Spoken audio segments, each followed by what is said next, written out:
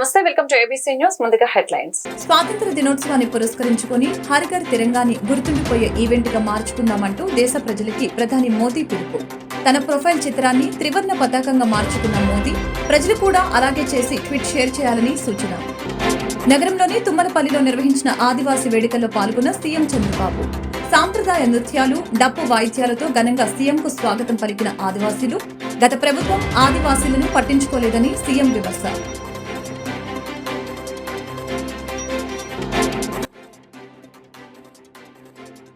గిరిజనుల అభివృద్ధికి పురోగతి సాధించాలన్న సంకల్పంతో ఐటీడీఏని ఎన్టీఆర్ స్థాపించారని మంత్రి గుమ్మడి సంధ్యారాణి వెల్లడి.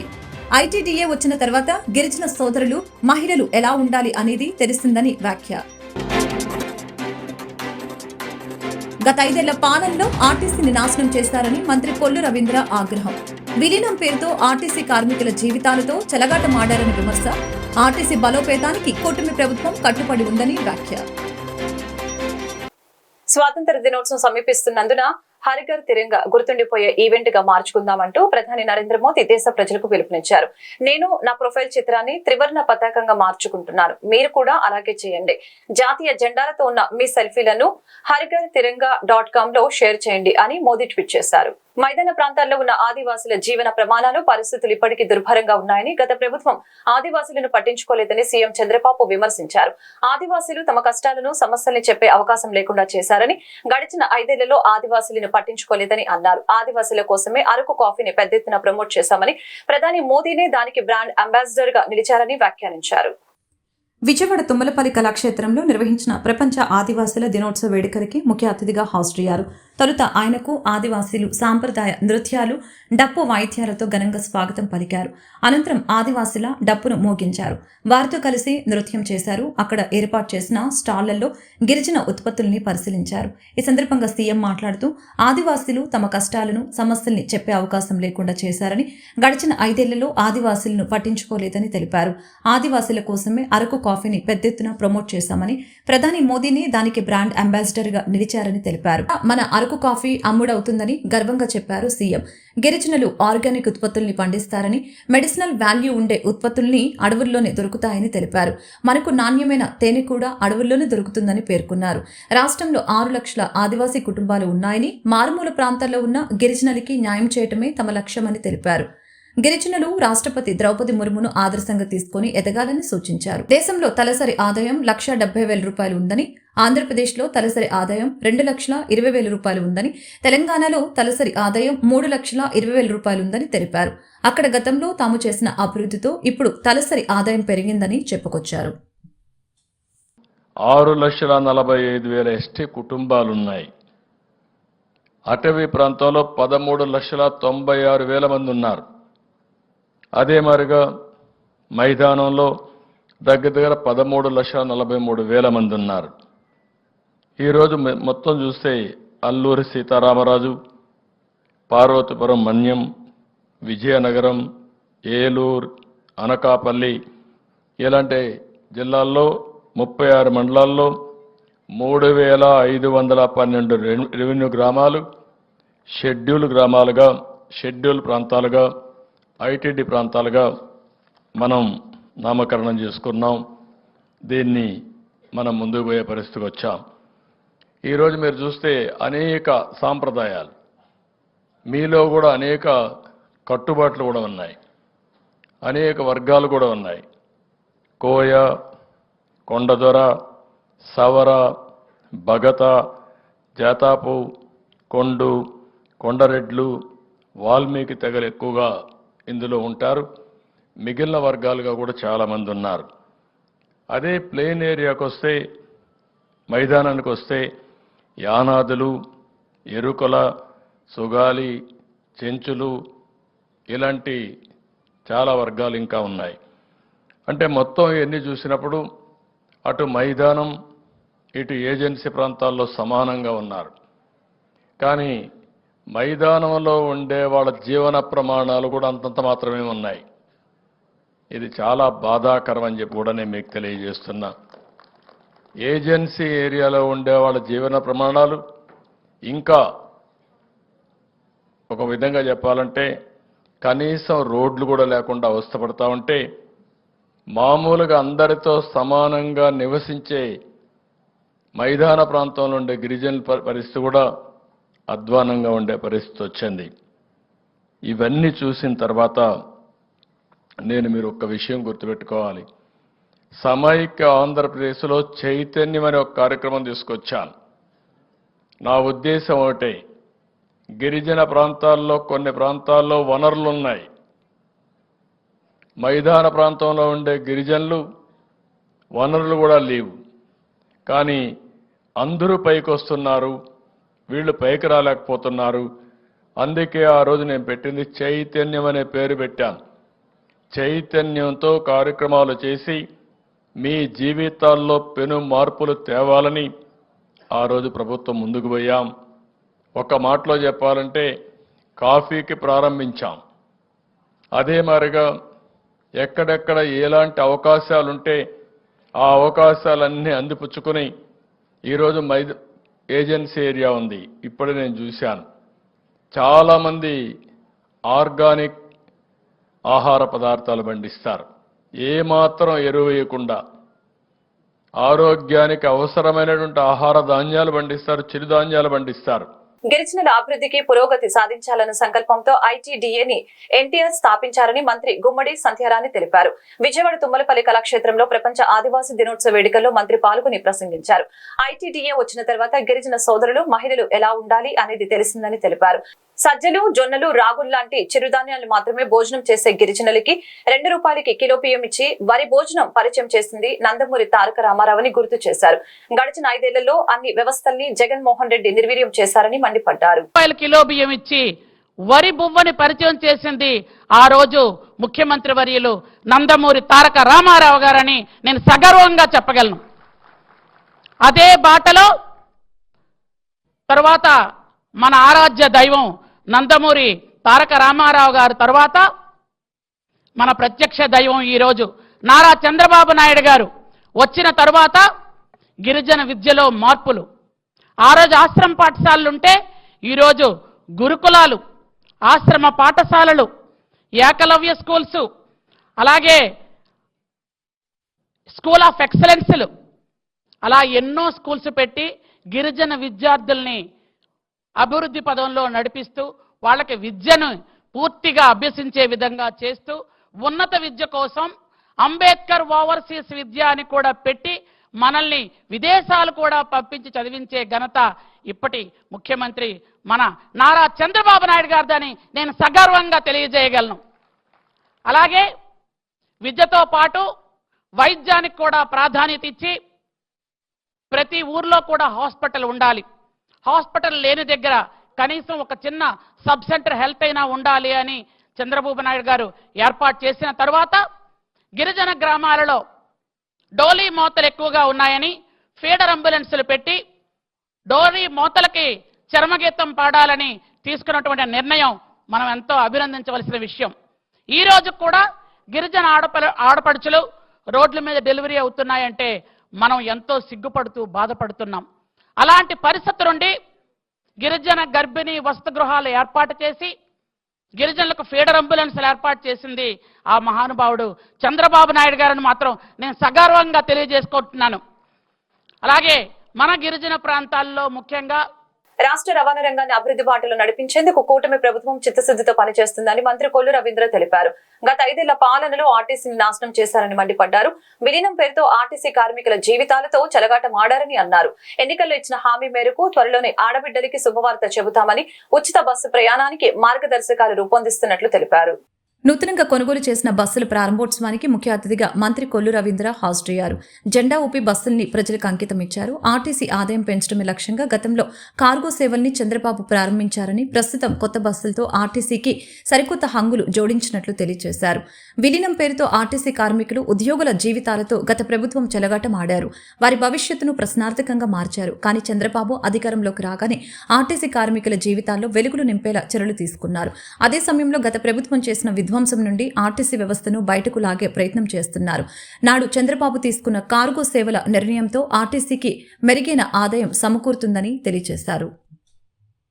మనందరికీ తెలుసు, గతంలో ఆర్టీసీకి అన్ని విధాలా కూడా సహకరించింది తెలుగుదేశం ప్రభుత్వంలోనే కార్మికుల పట్ల మరి ఆ రోజు పెద్ద ఎత్తున కార్యక్రమాలు చేయడం, ఆర్టీసీని బలోపేతం చేయడానికి అనేక కార్యక్రమాలు తీసుకున్నాం. కానీ గత 5 సంవత్సరాలు ఆర్టీసీ సోదరులు పడినటువంటి కష్టాన్ని కళ్ళారా మేము చూసాం. విలీనం పేరుతో ఆర్టీసీని ప్రభుత్వంలో విలీనం చేస్తామని చెప్పి నిజంగా చాలామంది ఎందుకు ఇలా జరిగిందని చెప్పి చాలా బాధలు పడ్డారు. ఇవాళ అవన్నీ కూడా ప్రక్షాళన చేసుకున్న భాగంగా రాష్ట్ర ప్రభుత్వం కూడా ముందుకెళ్తా ఉంది.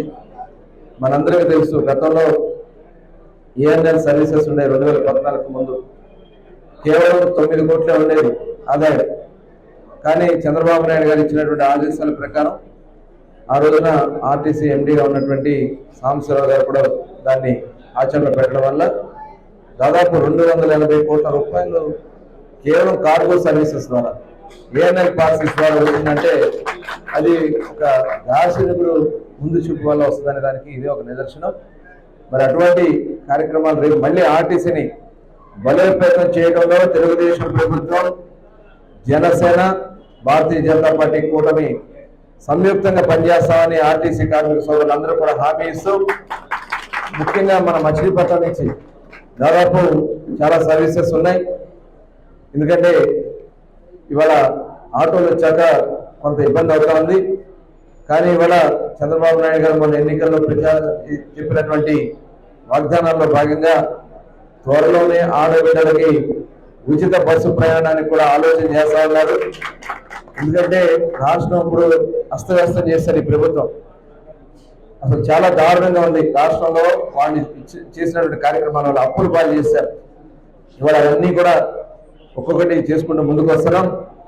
మరి ఈ మహిళలకు ఇచ్చినటువంటి హామీని కూడా ఆర్టీసీని బలోపేతం చేసుకోవాల్సిన కార్యక్రమాలను కూడా ఒక ప్రత్యేక ప్రణాళిక తయారు చేసుకోవడం జరుగుతుంది.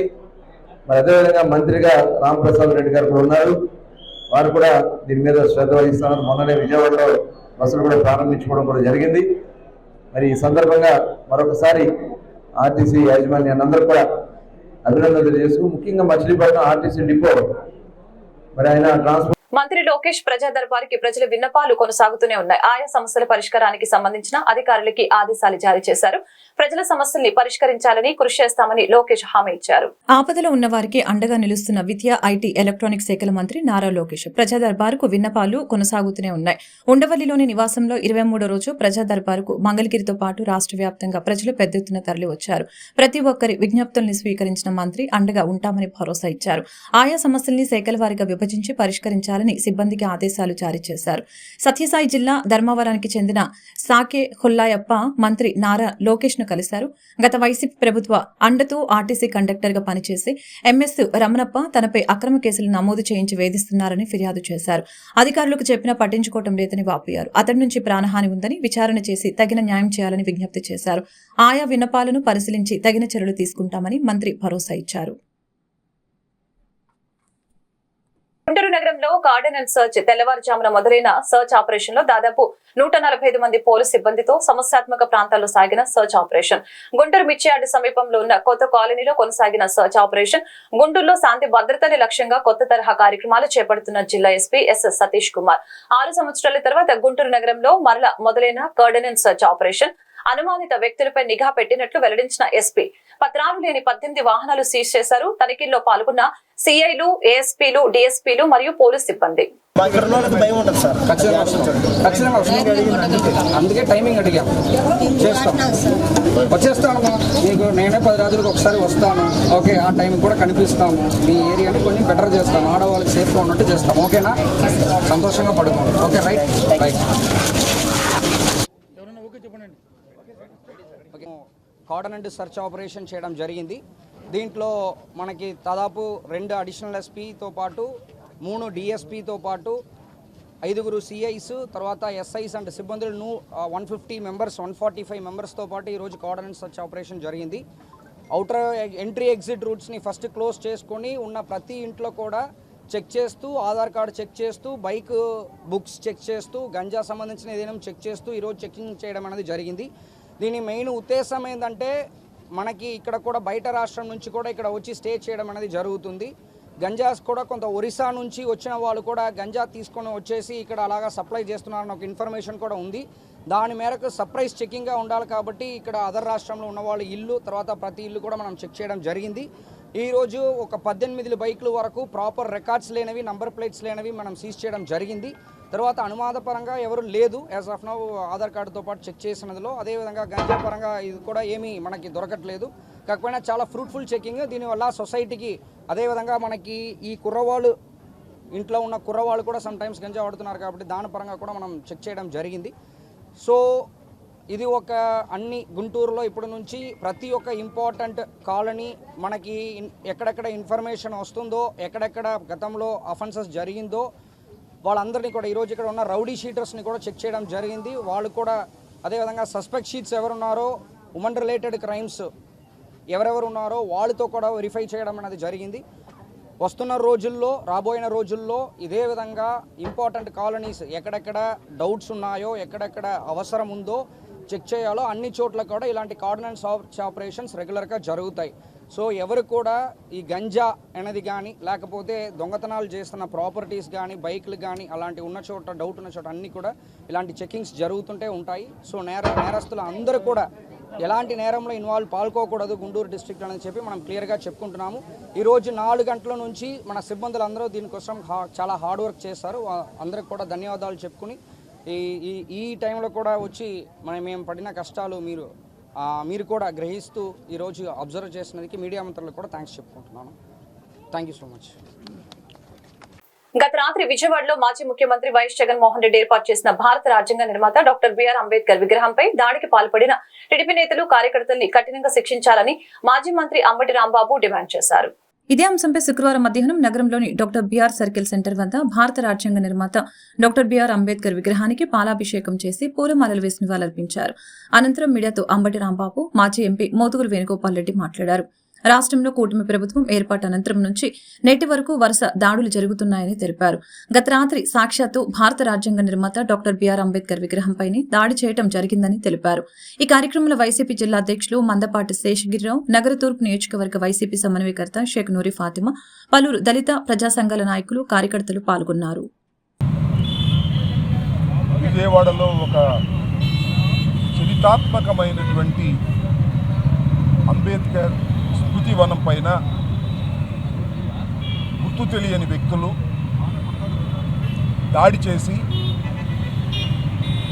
ఎవరైతే అది ప్రారంభించారో వైఎస్ జగన్మోహన్ రెడ్డి గారు ఆ రోజు ముఖ్యమంత్రిగా ఉండి ప్రారంభించారో ఆయన పేరుని సుత్తులతోనూ రాళ్లతోనూ కొట్టి వాటిని చెరిపేసేటటువంటి ప్రయత్నం చేయడం అనేది చాలా దురదృష్టకరమైనటువంటి సంఘటన.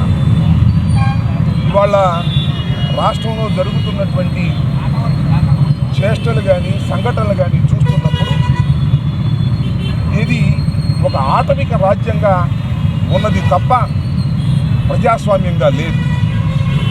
ఇది బాబాసాహెబ్ అంబేద్కర్ రచించిన రాజ్యాంగం ప్రకారం దేశమంతా నడుస్తూ ఉంటే ఆంధ్రప్రదేశ్ మాత్రం రెడ్ బుక్ రాజ్యాంగం నడుస్తూ ఉన్నట్టుగా అర్థమవుతూ ఉన్నది. నిజంగా బాబాసాహెబ్ అంబేద్కర్ని గుర్తుపెట్టుకొని జగన్మోహన్ రెడ్డి గారు ముఖ్యమంత్రి అయిన తర్వాత ఒక ఆలోచన చేసి ఒక స్మృతి వనాన్ని నిర్మించాలనేటువంటి ఉద్దేశంతో ప్రభుత్వం తరపున 125 అడుగుల ఎత్తు కలిగినటువంటి అంబేద్కర్ విగ్రహాన్ని విజయవాడ నడిబొడ్డులో ఎంతో వ్యయ ప్రయాసాల కోర్చి ప్రభుత్వం దాన్ని నిర్మించింది, ఘనంగా ప్రారంభించింది. మనం విజయవాడలో ప్రవేశించేటప్పుడు మొదటిగా తల ఎత్తి చూస్తే కనపడేది బాబాసాహెబ్ అంబేద్కర్ విగ్రహం. అలాంటి విగ్రహాన్ని ఆవిష్కరించి ప్రారంభించినటువంటి జగన్మోహన్ రెడ్డి గారిని కొనియాడవలసినటువంటి ప్రజాస్వామ్య దేశంలో నాకు అర్థం కాల. రాత్రిపూట లైట్లు ఆర్పేసి, చాలా పోలీస్ బందోబస్తు ఉంటుంది ఆ స్మృతివనానికి, లైట్లు ఆర్పేసి దుండగుల్లాగా ప్రవేశించి వాటిని తొలగించేటటువంటి కార్యక్రమం చేశారు ఆ గుర్తు తెలియని వ్యక్తులు అంటే వారు ఖచ్చితంగా తెలుగుదేశం పార్టీ వారు అని మేము ఇవాళ ఆరోపిస్తున్నాం. ఏపీలో వైసీపీకి వరుస షాకులు తగులుతున్నాయి. ఆ పార్టీకి చెందిన పలువురు నేతలు రాజీనామా బాట పడుతున్నారు. పిఠాపురం మాజీ ఎమ్మెల్యే పెండం దొరబాబు రాజీనామా చేశారు. 48 గంటల్లో మరొక మాజీ ఎమ్మెల్యే పార్టీకి గుడ్ బై చెప్పారు. ఏలూరు జిల్లాకు చెందిన మాజీ డిప్యూటీ సీఎం ఆళ్ల కాళీ కృష్ణ శ్రీనివాసు ఆలనాని వైసీపీకి రాజీనామా చేశారు. వ్యక్తిగత కారణాలతో రాజీనామా చేస్తున్నట్లు తెలిపారు. ఏలూరు జిల్లా అధ్యక్ష పదవితో పాటు నియోజకవర్గ ఇన్ఛార్జి పదవికి కూడా రాజీనామా చేస్తున్నట్లు ప్రకటించారు. ఈ మేరకు పార్టీ అధినేత వైఎస్ జగన్ కు రాజీనామా లేఖ పంపించారు. ఢిల్లీ మాజీ ఉప ముఖ్యమంత్రి ఆమ్ ఆద్మీ పార్టీ సీనియర్ నేత మనీష్ సిసోడియాకు భారీ ఊరట లభించిన విషయం తెలిసిందే. మద్యం కుంభకోణం కేసులో ఆయనకు సుప్రీంకోర్టు బెయిల్ మంజూరు చేసింది. దీంతో 17 నెలల తర్వాత ఆయన జైలు నుంచి బయటకు రాబోతూ ఉండటంతో ఆప్ నేతలు మిఠాయిలు పంచుకుంటూ సంబరాలు చేసుకున్నారు. दिल्ली के शिक्षा क्रांति के जनक मनीष सिसोदिया को, जिनको एक झूठे केस में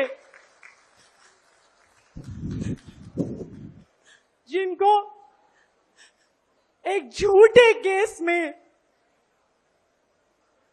17 महीने तक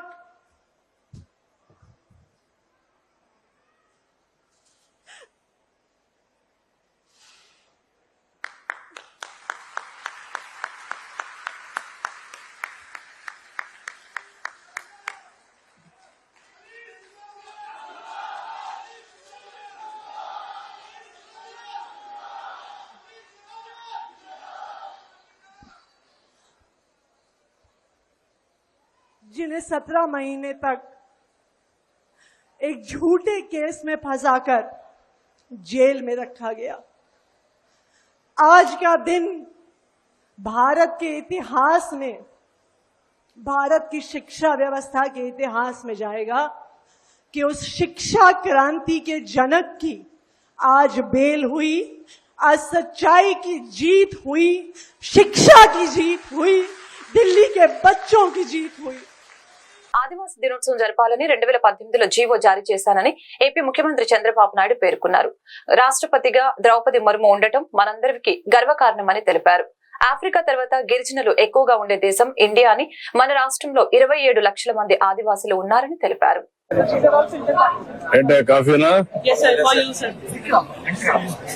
అందరికి ఇవ్వండి.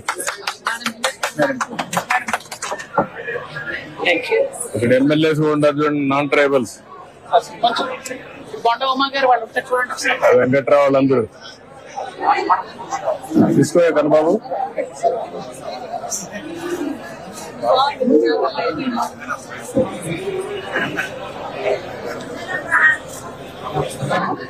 బ్లెండింగ్ ప్రాసెస్ ఎంతవరకు చేయగలుగుతున్నారు? Perfection. Coffee quality is one. Another is ఈ షాపుల్లో బ్లెండింగ్, అది ఎంతవరకు చేయగలుగుతున్నారు? Testing, that is important. రెండే రాయవలసిన కృష్ణ కాఫీ తాగండి, అందరికి ఇవ్వండి. So that is way sir today మీరు ఇది ఈ రోజు అనౌన్స్ అనుకున్నాం sir processing plant.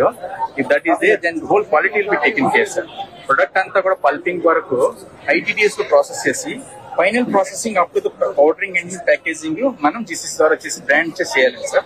In case if something more మనమే చేస్తామా? అవుట్ సోర్సింగ్ ఇచ్చి ప్రాజెక్ట్స్ అన్ని అవుట్ సోర్సింగ్ చేసి క్వాలిటీ అంతా మనం control GCC same points will discuss it sir. మనం will not get into the process will outsource. Our role will be compared to role of supervision only, just from the stand point of overseeing the quality. But otherwise outsource. Quality is important. ఆ quality మీరు ఎంతవరకు చేయగలుగుతారు? And will type with some big brands like Tata also sir. ఏమైనా bulk లో తీసుకోవాలంటే వాళ్ళు కూడా dispose చేస్తారు.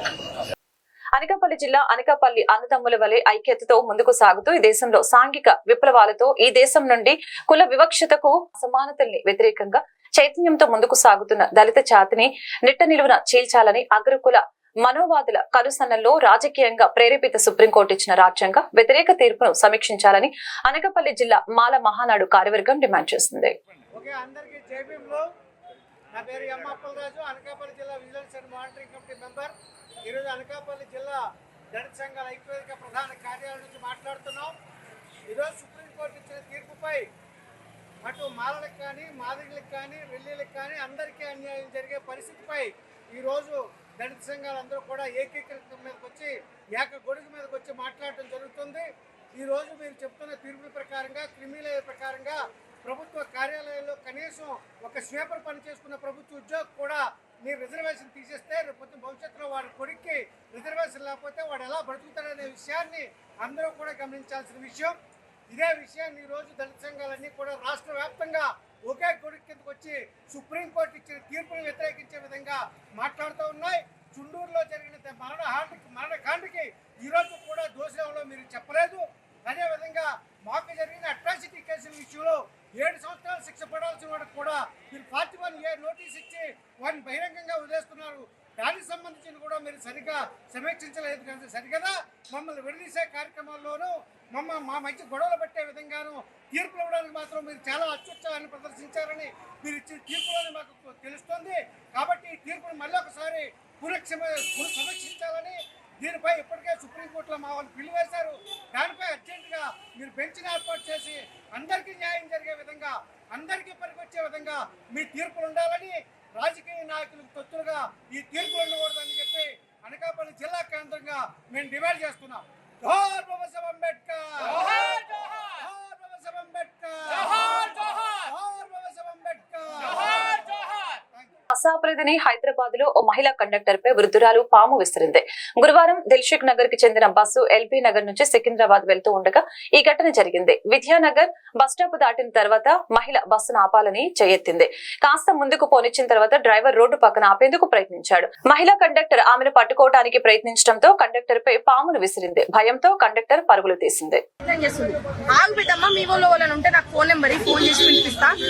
డ్రైవర్ కి లాస్ట్ ఇప్పుడు ప్యాసింజర్లు కూడా నేను ఇబ్బంది పడాల్సి వస్తుంది. నువ్వు కొంచెం ఒక్క నిమిషం ఆగు అంటే నేను తాగినా నాకు కొట్టేసినా అంటే ఆమెనే ఒప్పుకుంటుంది. నేను కొట్టేసినా ఒప్పుకుంటుంది. ఆ తర్వాత బ్యాగ్ లా పాము తీసినా మీద వేసింది సార్. అక్కడ ఉన్న వాళ్ళందరూ పరారు. నేను ఒక్కదానే మనం పట్టుకున్నా. పాముకి వెళ్ళిపోయింది ఇట్లా పాము మీద వేసింది. కాకపోతే ఫిట్నెస్ చూడండి. వీళ్ళు ఉరికిరు, డ్రైవర్ ఉరికిరు, అందరూ అయినా నేను చెక్ చేసుకున్నాను. రెండు పాములు ఏం చెప్తుంది? నేను పాములు ఆడించుకునేటామను, మీరు బస్సు ఆపలేదు, నేను అందుకే మీ అద్దం బలగొట్టినా అంటుంది. మేము ముందుకు వచ్చి స్లో చేసినాం. అక్కడ ఐరన్ ఉంది కదా, ఆమెను అడగండి, మీరు చెప్తుంది. మీరు స్లో చేసిన ఎవరు ఆల్రెడీ బీరు బాటిల్ తీసుకొని కొడుతుంది బిడ్డ అని చెప్తుంది. నాకేం అసలు సంచిలో ఆమె సంచి పట్టుకుంది. నేను ½ అవర్ ఆమె చేతులు పట్టుకుని అప్పటి వరకు పాము తీయలే. గ్లాస్ పక్కన కొట్టింది అనేసి ఈమె ఆపింది. ఆమెను ఆపినందుకు ఈమె మీదకి పావిస్తుంది. ఇప్పుడు డ్రైవర్ కి ఇప్పుడు 6,000 7,000 వేస్తారు, మళ్ళీ డిపోస్ కూడా పెడతారు. మాకు ఇప్పుడు 8:30కి వెళ్లాల్సిన డిపో బస్సు ఈ జామ్ వల్ల, ఈ మహాలక్ష్మి టికెట్ల వల్ల అందరూ సీఎం రేవంత్ రెడ్డి గారు మంచి పని చేసిర్రు. మేము మా డ్యూటీ మేము చేయవలసిన కర్తవ్యం మాది. ఇప్పుడు ఇలాంటి వాళ్ళు ఉంటే మాకు ప్రాణభయం ఉంది సార్. ఒక్కరు కొట్టి చంపుతున్నారు, ఇప్పుడు పాములు వదులుతున్నారు. రేపు ముఖం మీద యాసిడ్ కూడా పోస్తారు. మేము ఎట్లా డ్యూటీ చేయాలి సార్ చెప్పండి. ఇప్పుడైతే వీళ్ళందరూ చూసిరు, పాము ఇసిరింది అయితే అందరు చూసిరు. ఇప్పుడు అది ఒక విష సర్పం. నాకేమన్నా అవుతుంది, రెస్పాన్సిబిలిటీ ఎవరు? వార్తలు ముగించే ముందు ముఖ్యాంశాలు మరొకసారి. స్వాతంత్ర దినోత్సవాన్ని పురస్కరించుకుని హరిఘర్ తిరంగాని గుర్తుండిపోయే ఈవెంట్ గా మార్చుకుందామంటూ దేశ ప్రజలకి ప్రధాని మోదీ పిలుపు. తన ప్రొఫైల్ చిత్రాన్ని త్రివర్ణ పతాకంగా మార్చుకున్న మోదీ ప్రజలు కూడా అలాగే చేసి ట్వీట్ షేర్ చేయాలని సూచన. నగరంలోని తుమ్మలపల్లిలో నిర్వహించిన ఆదివాసీ వేడుకల్లో పాల్గొన్న సీఎం చంద్రబాబు. సాంప్రదాయ నృత్యాలు, డప్పు వాయిద్యాలతో ఘనంగా సీఎంకు స్వాగతం పలికిన ఆదివాసీలు. గత ప్రభుత్వం ఆదివాసీలను పట్టించుకోలేదని సీఎం విమర్శ.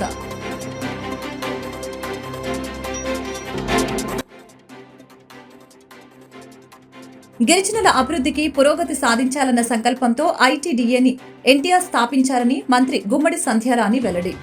ఐటీడీఏ వచ్చిన తర్వాత గిరిజన సోదరులు, మహిళలు ఎలా ఉండాలి అనేది తెలిసిందని వ్యాఖ్య. గత 5 ఏళ్ల పాలనలో ఆర్టీసీని నాశనం చేశారని మంత్రి కొల్లు రవీంద్ర ఆగ్రహం. విలీనం పేరుతో ఆర్టీసీ కార్మికుల జీవితాలతో చెలగాటమాడారని విమర్శ. ఆర్టీసీ బలోపేతానికి కూటమి ప్రభుత్వం కట్టుబడి ఉందని వ్యాఖ్య.